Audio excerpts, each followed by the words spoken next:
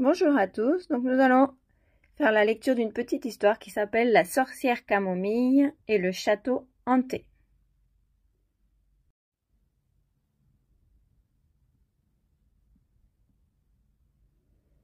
Un jour, alors que j'écossais des petits pois, j'entendis à la radio qu'un aristocrate anglais, vivant à Londres, offrait une récompense à qui le délivrerait d'un fantôme qui sévissait dans l'un de ses châteaux.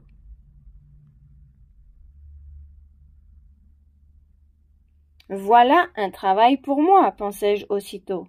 Quelques sous de plus ne me feraient pas de mal. J'étudiai attentivement les cartes et choisis le meilleur itinéraire pour me rendre sur place.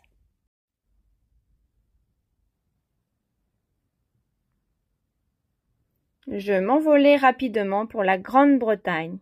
En effet, avant de me rendre à Londres, je jugeai préférable de m'arrêter en Écosse. Ah, l'Écosse, l'Écosse, terre magique de vertes prairies et de mystères. Ma première visite fut pour le mystérieux monstre du Loch Ness. Il me fit un excellent accueil. Il était très timide et avait horreur d'être photographié.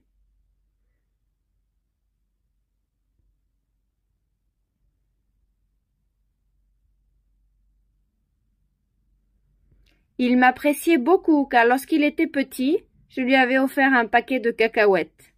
Cette fois-ci, je lui donnai une sucette à la fraise et pour protéger son cou si long, lui fis cadeau de mon écharpe.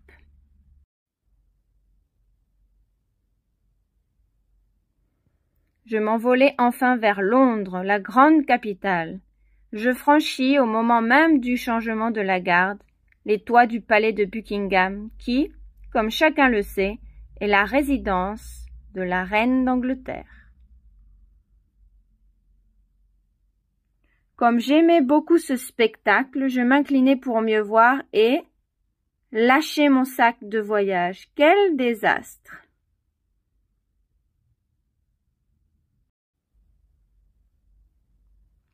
Naturellement, j'atterris pour aller le reprendre, mais rien à faire. Tous les gardes m'observaient en riant de tout cœur, moi qui les croyais si sérieux.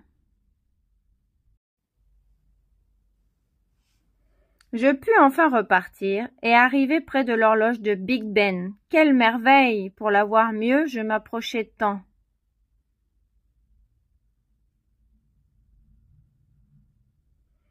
Que ma jupe frôla l'horloge, dont la plus grande aiguille se mit à tourner à toute vitesse pour s'arrêter sur 5 heures de l'après-midi.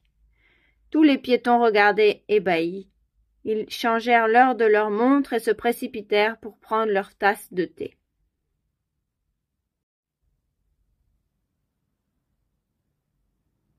Je continuai mon voyage. Je ne savais pas que les ponts anglais s'ouvraient par le milieu.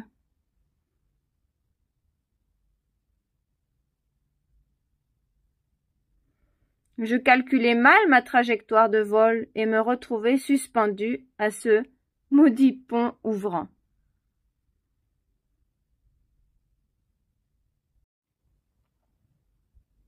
En reprenant mon envol, je me cognai de front contre un sorcier anglais. L'espace d'un instant, j'avais tout simplement oublié qu'ici, tout le monde circule à gauche. Quelle histoire! Je finis par atterrir sur le toit d'un autobus qui, par chance, allait dans la direction de la maison de mon aristocrate.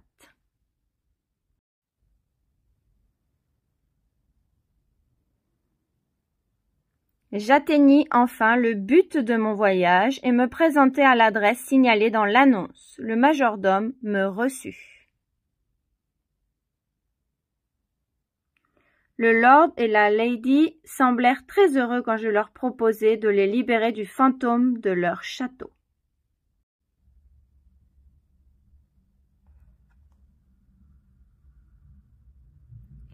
Nous partîmes dès le lendemain matin. Le château, situé dans le comté du Berkshire, était une pure merveille. Ça ne m'étonnait pas qu'un fantôme vive ici et ne veuille pas en déloger. Les domestiques installés dans le château ne semblaient guère craindre le fantôme. Ils n'en faisaient aucun cas. Au contraire, ils lui rendaient service en chassant les moustiques pendant les nuits d'été.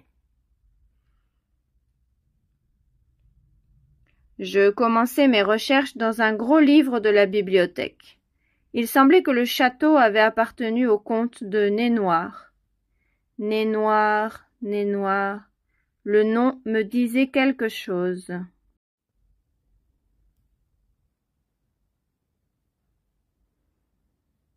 Je n'en dis rien à mes châtelains, et petit à petit, il me revint que, lorsque j'étais très jeune, je m'étais rendu à une fête de zombies et fantômes qui adoraient faire des farces.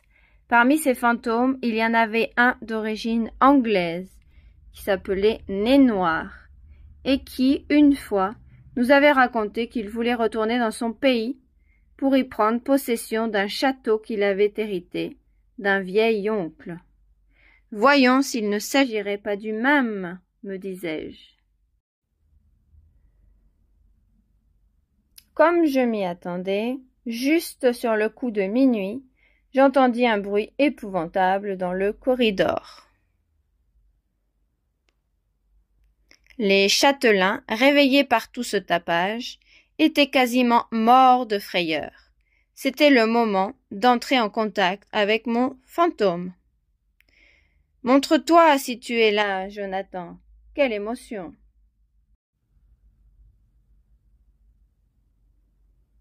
Il arriva aussitôt. Quelle joie! C'était lui, toujours le même, inchangé après toutes ces années. Nous étions ravis de nous retrouver, et c'était précisément ce fantôme qui hantait le château.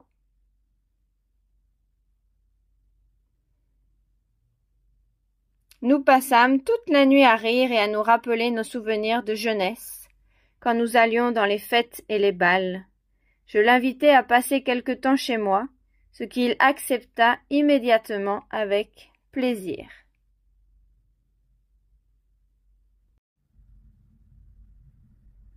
Les châtelains furent satisfaits de savoir que je les débarrassais de leurs fantômes.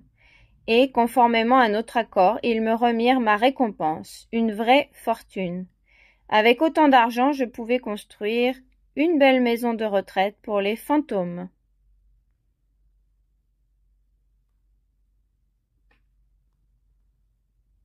En route pour le retour, Jonathan suggéra que nous retrouvions tous nos vieux amis et leur proposions de monter une chorale de chants funèbres. Et ainsi fut fait.